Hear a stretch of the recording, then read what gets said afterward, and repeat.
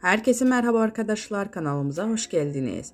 Halit Ergenç ve Bergüzar Korel yurt dışında düzenlenen seçimlerde sandık başına gitti. Yurt dışında yaşayan ünlü oyuncular Halit Ergenç ve Bergüzar Korel çifti Türkiye'deki seçimler için oy kullandı. Uzun süredir Londra'da yaşayan çift oy kullanma işlemini tamamladıktan sonra sosyal medya hesabından fotoğraflarını paylaştılar. Oyumuzu kullandık notu düştü. Bergüzar Korel ile Halit Ergenç Türkiye'ye sık sık gelseler de oylarını yurt dışında kullanmayı tercih ettiler. Bergüzar Korel Instagram hesabından eşiyle verdiği bir pozun yayınlayarak oyumuzu kullandık ifadelerini kullandı.